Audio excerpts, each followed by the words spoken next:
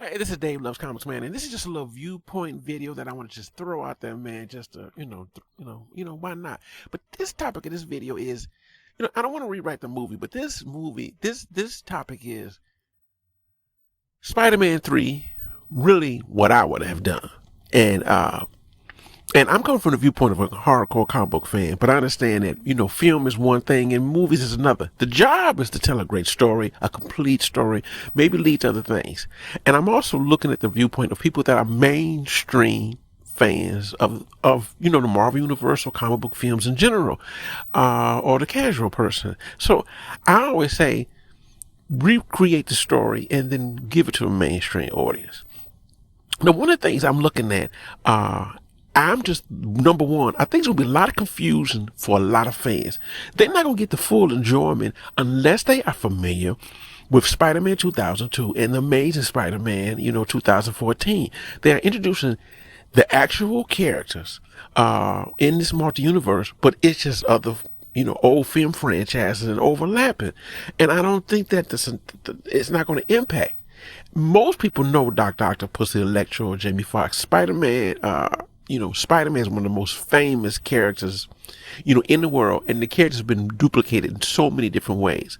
But to say that the actual timeline meaning is different.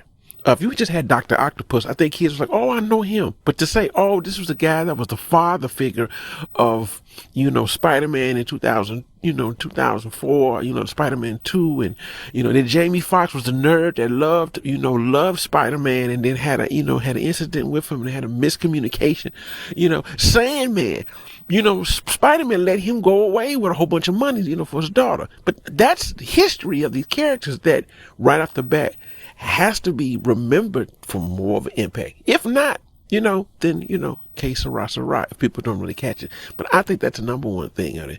Number two, in a multi-universe, I'm excited, of Tobey Maguire and Andrew Garfield coming. Come on, we get one last run. It's great to be in the suits. But all of this looks like a roller coaster ride that I know that when it ends, it's going to be, well, okay. And so I'm kind of like, it's just like a whole bunch going on that what is going to end up. One thing I noticed with this Spider-Man is a ground level character. I always say I love the street levelness of him, and he has his own set of rogues to begin with.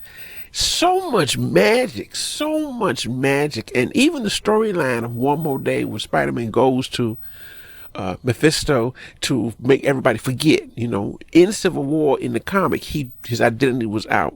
Tony Stark had him lift his mask up, and it was just threats all on his life because he's still young and not fully always connected to the Marvel Universe to get full support.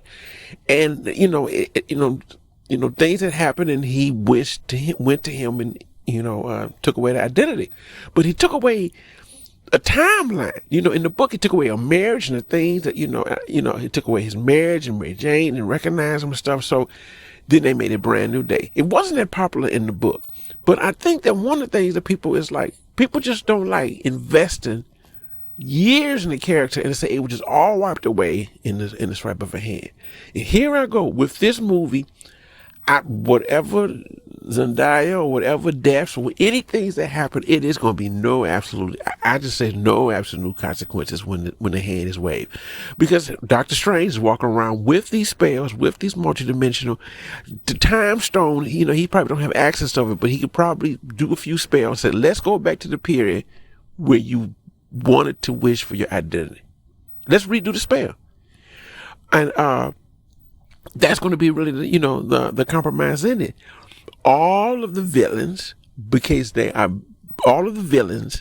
are basing them on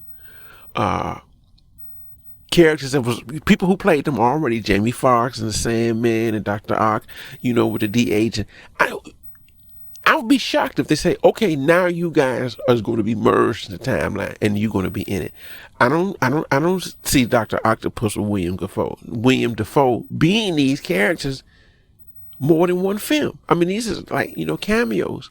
If not, I hope to be wrong, but I just think, okay, all of you used to be another dimension and now you're in a dimension and we did the spell and now you've been merged. And so that's homework for a lot of people. That's like, okay. But my real big thing is, and not to rewrite the movie, but I coming from the viewpoint, because we have, some other characters going to be introduced into it, maybe it may not be. But to me, number three, when I heard about the idea of, these characters together, just lately with brainstorm, to me, I would have loved for Spider-Man identity reveal, and he goes through half a movie running around and chasing. I would love for him to come. If you got the Netflix characters, it's rumored Kingpin. We see Daredevil in it. I would love for him to go to Daredevil and, mana cool. I know what you're going through. And then I would love for Daredevil to say, Matt Murdock, let me introduce you to some characters, some friends of mine that can help you through this journey.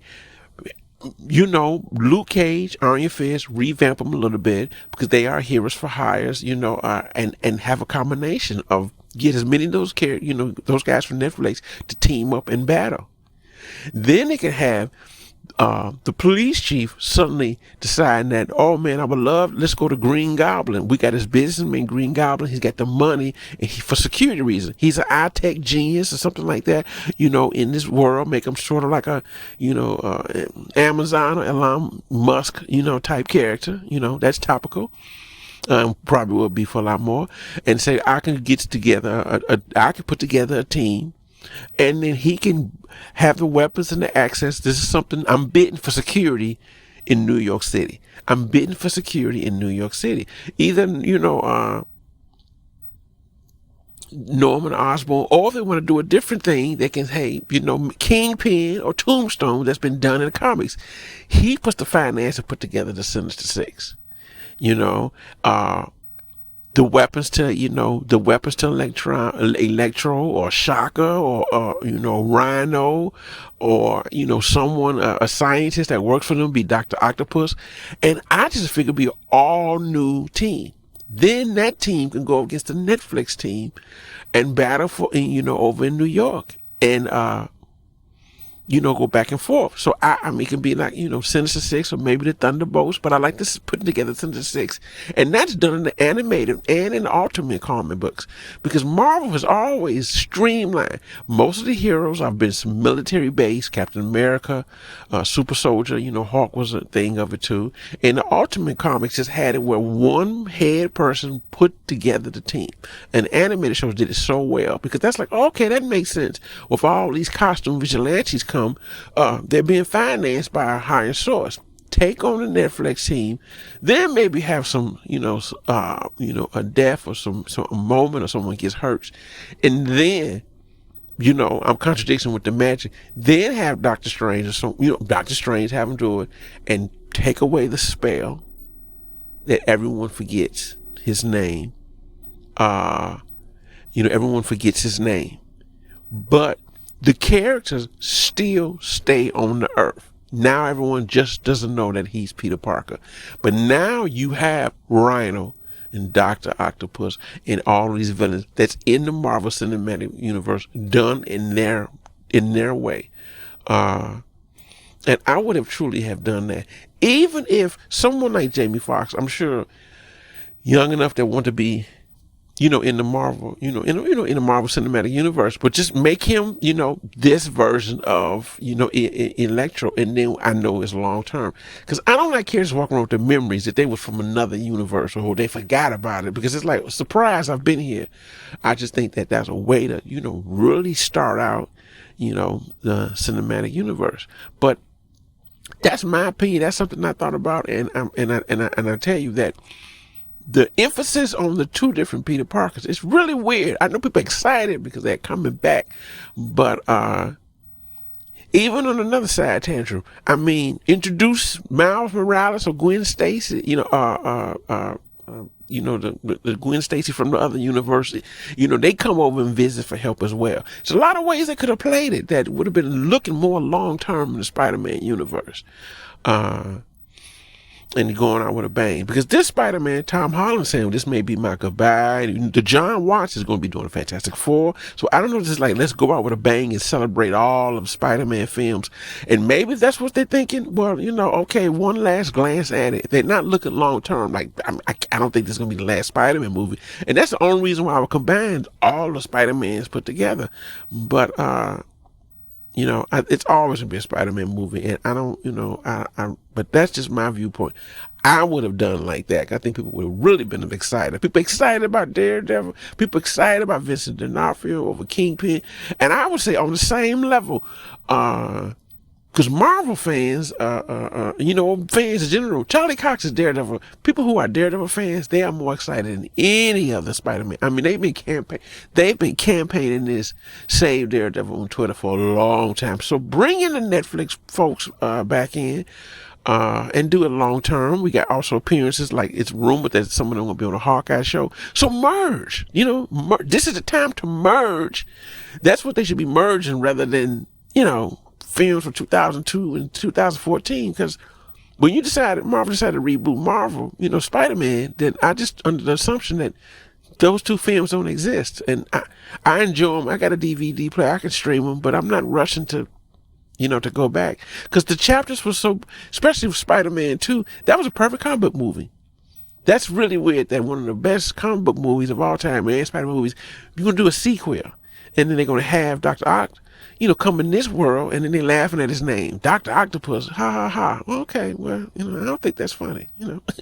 I'm not sensitive about it, but it's just like, wow, y'all making a parody of your own, one of your finest creations. But hey, that's my little soapbox, man, and you guys take care out there. Peace.